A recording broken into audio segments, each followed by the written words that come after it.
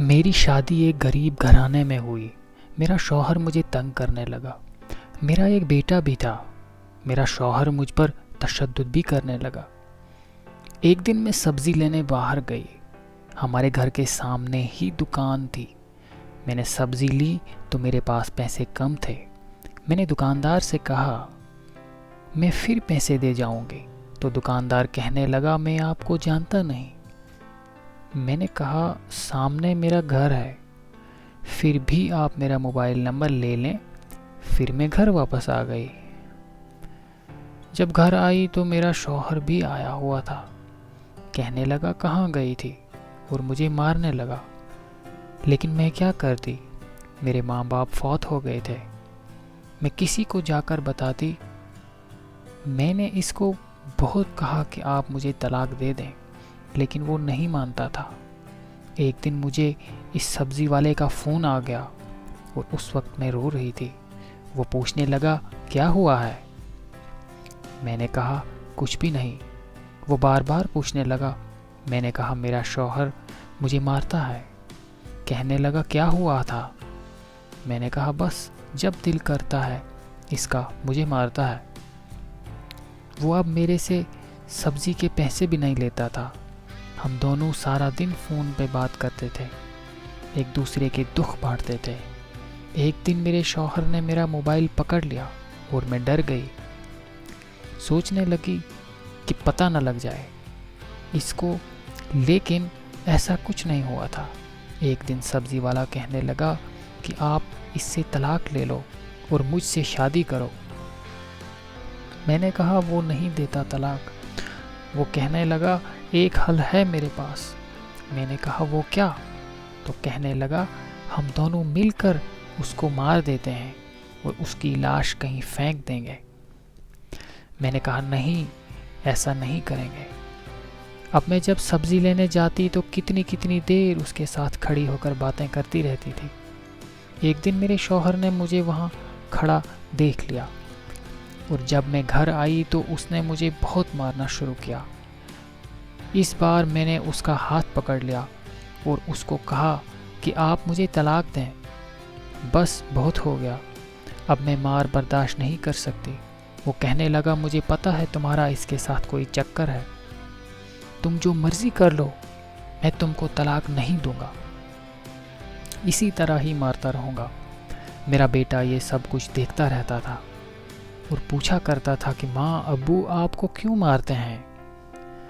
میں اس کی یہ بات سن کر رو پڑتی تھی اور کہتی تھی کہ بیٹا جب قسمت میں ظلم اور زیادتی لکھی ہوئی ہو تو ایسا ہی ہوتا ہے۔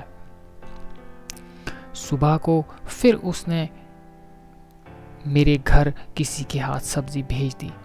تھوڑی دیر بعد میں اس کی دکان پر گئی اور کہنے لگی کہ آج کے بعد مجھے فون نہ کرنا اور سبزی بھی نہیں دینا۔ تو کہنے لگا کیا پریشانی ہے؟ میں نے کہا بس جو کچھ ہوا ہو گیا بھول جاؤ، اسے اب میں تمہارے ساتھ بات نہیں کر سکتی۔ اس نے کہا نہیں، میں تمہارے بغیر نہیں رہ سکتا، ایسا نہ کرو، ہم دور بھاگ جاتے ہیں، میں تم کو بہت خوش رکھوں گا، میں وعدہ کرتا ہوں، میرا یقین کر کے دیکھو، تمہارے بیٹے کو کسی چیز کی کمی نہیں ہونے دوں گا۔ میں نے کہا اگر ایسی بات ہے تو پھر میرا ساتھ دو، ہم دونوں مل کر اس کو آج رات مار دیتے ہیں اور اس کی لاش کو رات کو ہی باہر کہیں پھینک دیتے ہیں، اور صبح کو ہم کہیں دور بھاگ جاتے ہیں اور کسی کو پتہ بھی نہیں چلے گا۔ اس نے کہا ٹھیک ہے، جب تمہارا شوہر رات کو گھر آئے تو مجھے فون کر کے بلا لینا، میں اپنے ایک دوست کو بھی ساتھ لے آؤں گا۔ میرا شوہر جب رات کو گھر آیا تو میں نے اسے کھانا دیا اور کھانے میں ایک نشہ آور چیز بھی ملا دی، اور وہ کھانے کے بعد فوراً ہی سو گیا۔ اس کے بعد میں نے پھر فون کیا کہ آ جاؤ، وہ سو گیا ہے۔ تھوڑی دیر بعد کال کی، میں باہر دروازے پر کھڑا ہوں۔ میں نے دروازہ کھولا، وہ اپنے دوست کو بھی ساتھ لے کر اندر آ گیا، اور اس نے اپنے دوست کے ساتھ مل کر اس کی گردن پر چھری چلا دی، اور وہ تڑپتا ہی مر گیا، اور ہم نے رات کو اس کی لاش کو ایک بوری میں ڈال کر باہر لے گئے۔ رات بہت تھی اور میں ڈر بھی رہی تھی، لیکن ہمت کر کے ہم نے اس کی لاش کو کہیں پھینک دیا۔ گھر پہنچی تو صبح ہو چکی تھی، تو سبزی والا کہنے لگا کہ تم اپنے گھر جاؤ اور میں اپنے گھر سے کچھ قیمتی سامان لے آؤں اور پھر ہم چلتے ہیں۔ میں نے کہا ٹھیک ہے، جب تم آؤ گے تو مجھے کال کرنا۔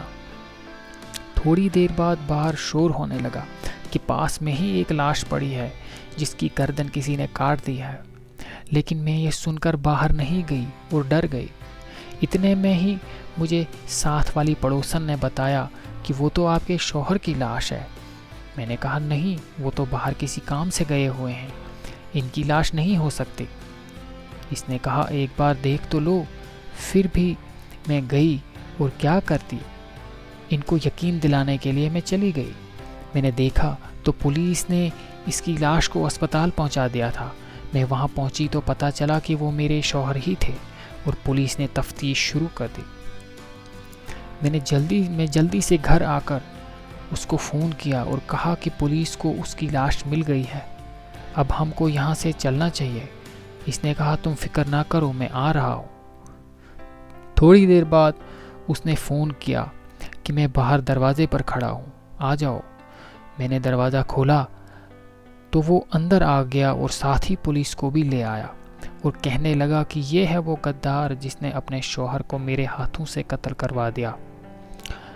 آج اس نے میرے لیے اپنے شوہر کو قتل کر دیا ہے، کل کو کسی کی خاطر میرا بھی قتل کروا دے گی، اس لیے اس کو اس کی سزا ملنی چاہیے۔